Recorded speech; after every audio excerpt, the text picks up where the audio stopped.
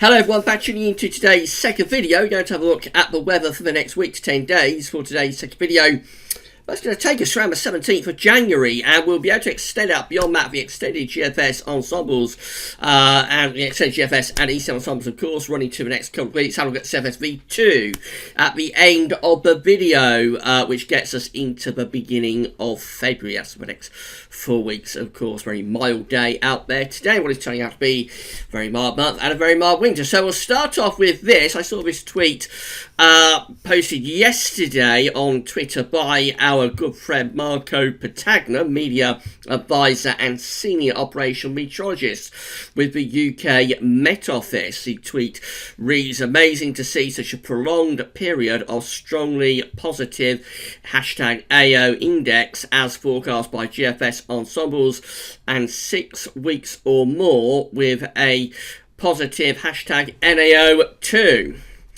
These are the charts that Marco noticed. So again, you can see just how positive the AO is at the moment. We're just there exceptionally positive with the Arctic oscillation, forecast to stay exceptionally positive as well over the next week at least. Possibly second half of the month we see a little bit of a reduction in the AO, but for now looks like the Arctic oscillation and the North Atlantic oscillation too going to be in an extended positive phase. Again, that's where we are with the NAO right now. GFS ensembles forecasting the NAO to stay very, very positive. These indexes are just reflecting the atmospheric state. They're not driving anything in their own terms. But when you have such positivity of the AO and the NAO, that's a clear indication that you're driving in the westerlies and you've got a very strong polar vortex indeed. So it's hardly surprising this is turning out to be such a very mild winter. I'll leave a link to Marco's Twitter in the description as well, so give Marco a follow if you would like to do that. Very mild day today as well, so here we go at xcweather.co.uk.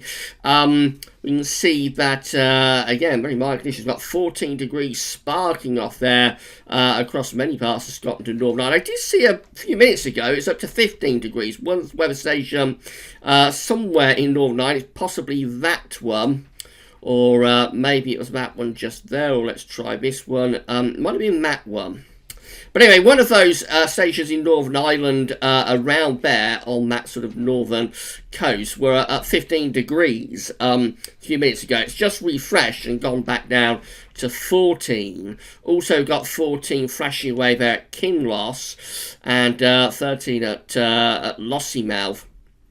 So minus temperatures are in the north. I don't think we're going to get the exceptional warmth that we could perhaps have got with this tropical air mass that got across the country today. I think we're going to struggle to reach 17 or 18 degrees. Famous last words, but I mean, it's gone at 2 o'clock in the afternoon, and the maximum so far is only like 14 or 15 Celsius. It might push up to 17, I suppose, in the next hour or two. But I've got a feeling there might just be a little bit too much wind and rain around, and that's limiting the phone effect a little bit. So the phone effect is where it gets warmer on the eastern side of mountains, yeah, sort of dries out with the southwesterly wind. So somewhere like the Moray Firth, somewhere up here, or just there, one of these areas just here, could see the temperature pop up to around 17 or 18 degrees this afternoon. But I think really it's a little bit too low for that to happen. So I think sort of mid-teens is going to be as high as we get. But we shall see about that. I could be wrong. Going further south, not that warm really. So we've got Wittering at 11, Luton at 10. These temperatures will probably increase a little bit more in the next hour or two. Heathrow is at 11.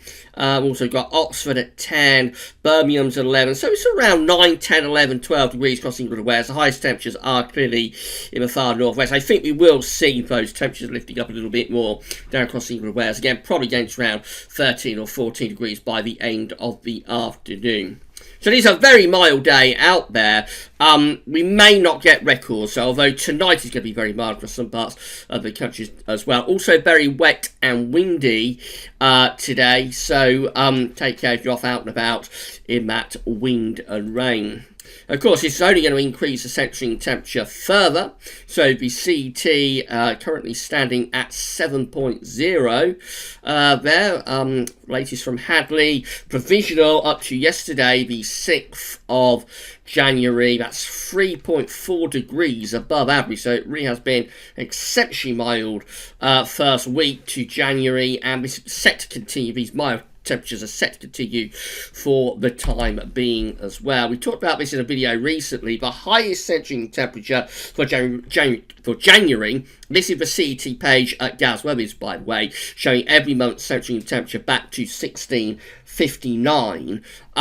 So if we scroll down through the centuries and through the decades, we come down to 1916, and that year holds the record for the warmest centering temperature for January. There it is, 7.5 for the CET in January 1916. It's a very long-standing historical temperature record, that one, and it could be under threat this month if these mild temperatures were to continue right way through to month's end. I think we would be on the cusp of that record going. It's what is that? Something like a 114-year-old record. It could be on the cusp of going, but it's very early days. It's only the 7th of January.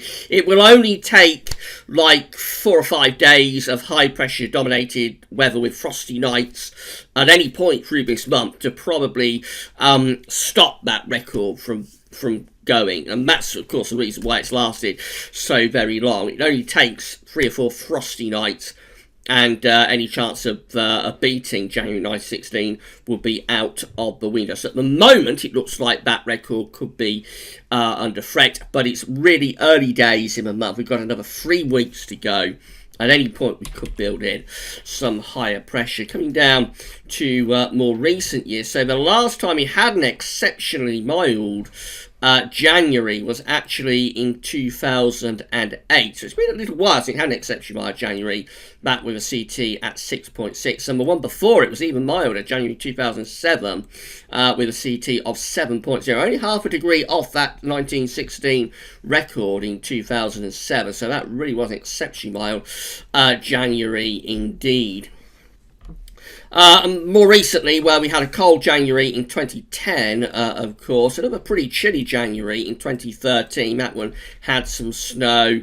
2011 was quite cold. That was sort of left over from the December to remember. And since then, January CT's generally been around 4 or 5 degrees, something like that. So not all that exceptional, really, since 2014. Through to last year, which came out at 4.0. That was actually a little bit cooler, that one, and also January 2017 at 4.0 as well. So it's very early days to say that the 1916 January CT record is under threat. Obviously, if these conditions were to continue all the way through the month with no appreciable levels of high pressure or frosty nights for a few nights, then the record would be very much under threat. But it's far too early, really, to say one way or another.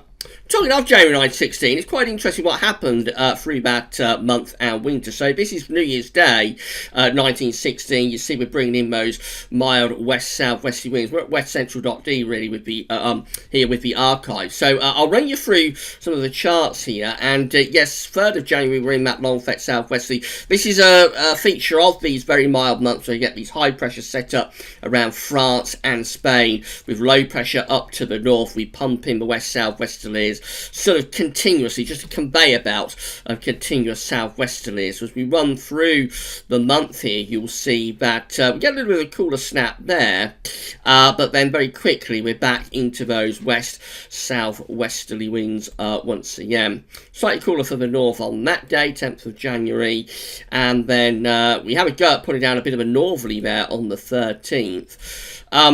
Then into the second half of the month, well, again, here come those very mild west or southwesterlies. We're up to the 18th of January now. Tense polar vortex. Again, that's always another feature of these very mild winter months. Tense polar vortex with those purple colours up there over Greenland, Iceland, and bring in those gale force west or southwesterly winds. Moving on into the latter part of the month, and again you see how the southwesterlies just continue, just a continuous sort of conveyor belt of low pressures, bringing in mild air from the southwest. High pressure always centred to the south, low pressure up to the northwest. And you see why it was such a very mild month in January 1916, really quite exceptionally so. That's how we finish the warmest January on the CET record, going back to 1659, January 1916, with high pressure centred over central parts of Europe. Again, we're bringing up a very mild southwest wind. It might turn a little bit colder in the south and the southeast now. On into February, things change quite dramatically. So through the course of early February, it continues with that sort of very wet and windy stuff, but the high pressure to the south is sort of weakening, allowing the low pressures to start driving a little bit further south. What actually happens with February 1916 is that after the exceptionally mild January, it does start to turn quite a lot cold. You see the way the high pressure is pulling back towards the Azores. It's still westerly, this, but the low pressures are diving south. The jet stream is moving southwards as well, and we're starting to pull down much colder air from the north. It takes a little while to get there.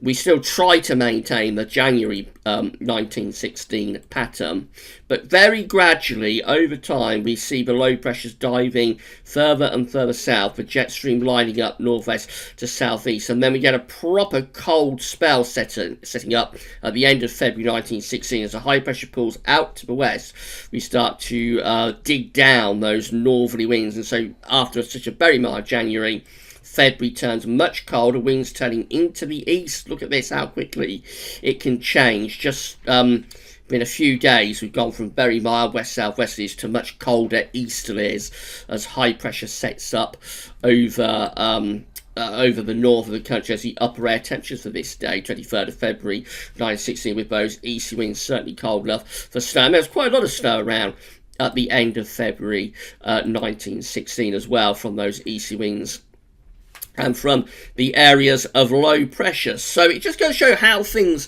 can change. Even if you have an exceptionally mild January, by the time you get through to February, things can switch around very, very quickly. February 1916, by the way, going back to CET page, February 1916 had a CET of 3.8, much colder than the month before it, but January 1916. And there's also a very cold March in 1916 as well, with a CET of 3.3. November 1915 also was a very cold month, so quite a strange winter, that winter of 1915-1916. It was all sort of beginning to tease what was going to happen in the following winter. 1916-1917 was a very cold winter, quite severe really, with all 3 winter months, December at 1.9, January 1917 at 1.6, then February at 0.9, all 3 winter months much, much colder than average. There were very few cold winters between 1895 and 1940, but that was perhaps the coldest of that sort of 45-year gap of generally quite mild winters, winter of 1916-1917. Anyway, I thought you'd find that little history lesson interesting, and again, just going to show how quickly things can change. So, just because we have a very mild January does not necessarily mean we are finished with this winter. We haven't really started the winter, actually, have we? But it doesn't necessarily mean that February and March don't have some cold tricks up their sleeve. And we're only on the 7th of January, so although there's nothing particularly cold in the foreseeable future, more about that in a moment, things can and do change very, very quickly with the weather, so we shall see how things progress over the next few weeks. Coming back to the current weather then, so these are the GFS upper air temperature and precipitation ensembles for the next couple of weeks. We're looking at Exeter today, home of the UK Met Office, keeping the Met Office theme going. So red line is a 30-year upper air temperature average for Exeter, and we're starting off significantly mild average at the moment, of course, very, very mild upper air temperatures around 10 Celsius at 850 HPA. We're on their way down after today, so by the end of the week, we're back down close to average, but still slightly on the milder side. A bit of a zonal sine wave with warmer and cooler sectors alternating with one another. Overall, still averaging out milder than average as we move through into the 3rd week of January, although there will be some colder days mixed in. Precipitation wise, so we look very mild, we look very unsettled really with precipitation. Plenty of rainfall spikes just there, more to come over the next week to 10 days and beyond as well. Exeter will be exposed to the Atlantic to some degree, so probably going to be one of the wetter places compared to areas further east, but nevertheless it's a signal things to be quite unsettled from now on really, right the way through until the middle and possibly even into the second half of the month, mild and unsettled for the middle part of January. That's confirmed by the temperature anomaly from the 7th to the 15th of January, which is forecast to be above average. It's a milder than average week coming up. Exceptionally mild for Northern Europe, Scandinavia, into the Baltic Sea and then into western Russia. Temperature anomalies there up to 10 degrees above average. If you want to know more about that, check out today's first video update, which was the ECM 30-day look ahead. That's back today after the Christmas break. So it's going to be very mild for northern parts of Europe, and all areas really looking quite mild, except for Spain and Portugal, where it's a bit cooler, and then in this far southeastern corner of the Mediterranean. Precipitation anomalies also looking quite unsettled, so particularly the northern areas, significantly above average rainfall from the 7th to 15th of January for Scotland, also above average for much of Ireland, Northern England, for Wales as well. Just some southern and southeast parts of the country looking a little bit drier. That's how the GFS is looking for Friday. A little bump of high pressure building up on Friday. A slightly drier and cooler day then, but by Saturday we're already back into mild, wet, windy stuff. Sunday could be a little bit colder. Winds going into the west with the air sort of originating from the south of Greenland. So it could be cold enough for showers to turn wintry in the north on Sunday, and then Monday through to Tuesday potentially stormy. We've been seeing this showing up in a lot in the updates over the past few days. So sometime around Monday, Tuesday next week could go into stormier spell of weather. Central pressure there with this low just here is around 940 millibars. That's a very deep area of low pressure indeed. Could well bring heavy rain and also potentially severe gales, particularly to northern western parts of the country. Then into middle of next week, where we stay unsettled, further areas of low pressure moving in off the Atlantic. That's another bout of wet and windy weather there on the 17th of January. That's day 10. Moving out beyond that, we go into the southwesterly, so it remains mild and unsettled beyond day 10.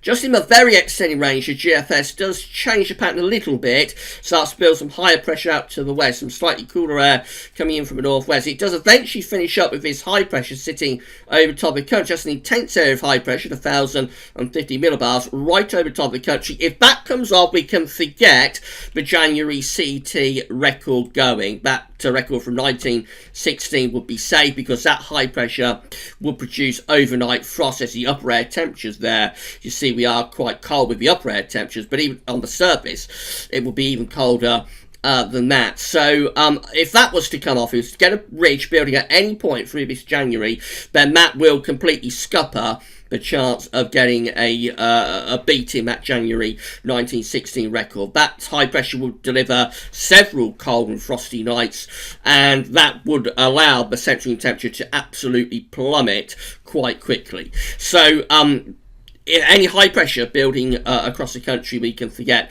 a new CT record for January. It's a really long way out, of course. It's over 2 weeks away, so chances are that high pressure won't build like that. But if it did, that would be curtains for a new January temperature record, definitely. Then go through to the GM. So again, looking quite unsettled on Friday, although building up a slight ridge of high pressure. Relatively drier and cooler day Friday. Back to mild, wet, windy weather for Saturday, cooler and showery as we go into Sunday. Early next week, very unsettled. Could be some gale force winds sometime around the early part of next week. Always looking mild though, always drawing up winds from the south or from the southwest. We finish up at day 10 with the GM, which is Friday the 17th of January. Again, perhaps just hints that high pressure is beginning to reposition a little bit. Maybe starting to build some higher pressure out to the west of us. That would have a go anyway at bringing down some cooler air from the north. And again, we might start generating some frosty nights if we did build in that high pressure from the northwest. ECMWF, so things calming down for Friday, but only a brief respite. By Saturday, we're back into mild, wet and windy stuff. These unsettled conditions then lasting into the early part of next week. Again, could be some gale force winds sometime around Monday or Tuesday, particularly in the north and the west, with deep low pressure in the Atlantic. Very mild southwesterly winds into the middle of next week, and then up to day 10.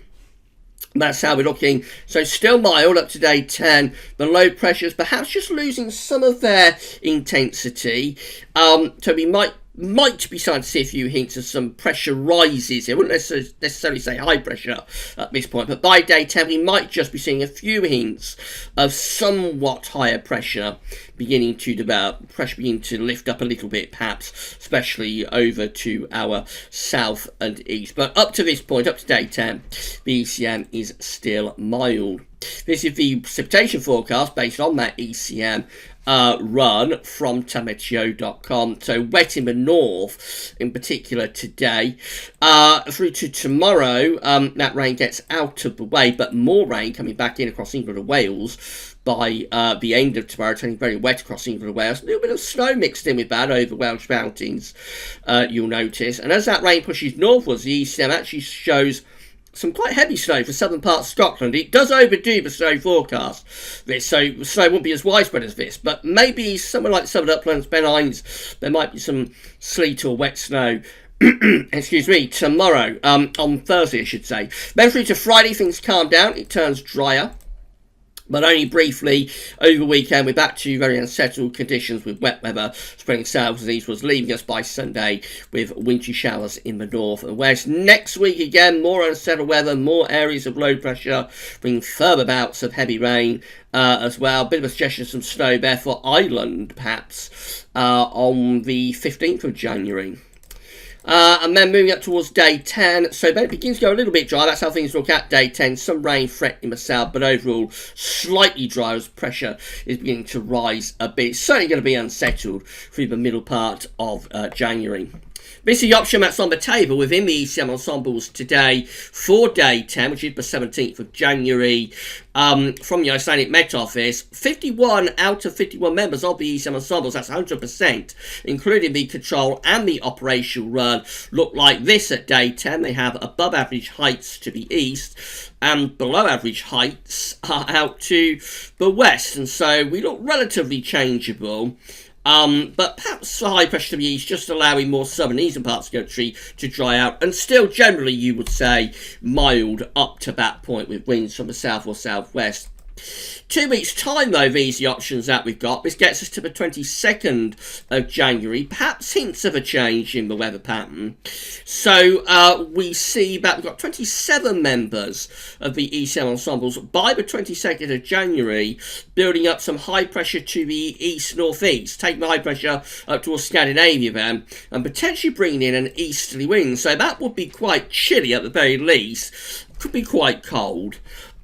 With those 27 members. We have 13 members of the ECM ensembles with low pressure up to the north, high pressure to the south. That's just maintaining unsettled and mild weather.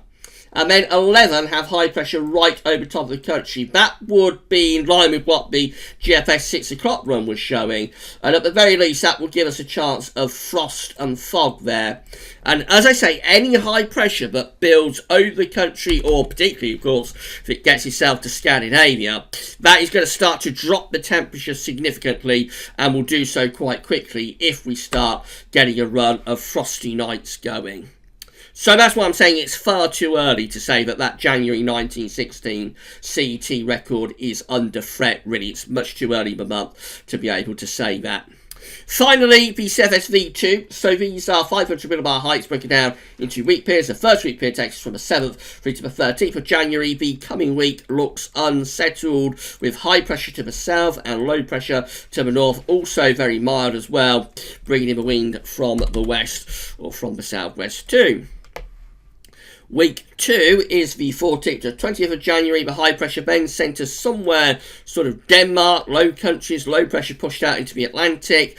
That probably starts to bring in a risk of frosty weather, frosty nights, as the air becomes more continental based. I would have thought still relatively mild by day perhaps, but by night I think there would be an increasing risk of frost there through that middle part of January on that scenario. And more definitely a risk of frost here. This is 21st, 27th of January. By this point, the high pressure is more or less centred over top of the country. At this point, the southwesterlies are being pushed out a long way to our north, and I think this would definitely imply inversion type conditions. The air's coming in off the continent, and again, a string of frosty nights would be quite likely there, even if the days, in the sunshine anyway, there may be freezing fog of course, but if the sun's out, the days might be relatively mild, but I think by night there would be an increasing risk of frost. By the time we get through to week 4, which is the 28th of January to the 3rd of February, we're back into those mild west-southwesterlies once again. The high pressure sort of slipping down into the south-southeast of Europe, so it turns much more unsettled by the end of the month and into the beginning of February. So definitely, again, continuation of the mild weather through the next week, certainly. There will be our cooler day coming up here and there. Friday looks a bit cooler. Thursday could actually give some snow to the Pennines and the southern uplands as well. Be very mild on Saturday, but in temperature become quite chilly again, perhaps on Sunday. Averaging it all out, we come out milder than average, though, in the next week to 10 days. Then it continues to be the case into the second half of January. It's a case of where does the high pressure go? Do we build some high pressure in from the continent or from the north? Perhaps if we do build some higher pressure, we'll start to get some frosty nights, and then we'll see the temperatures beginning to come down quite quickly if we start getting a string of cold and frosty nights together. So all eyes on what's happening with high pressure in the second half of the month. Right, that's it for your videos today. Tomorrow, the 5-day forecast is back. That's also been on the back burner due to Christmas and New Year. 5-day forecast will be back tomorrow. We'll have another week to 10-day video update as well tomorrow, so come back for that then.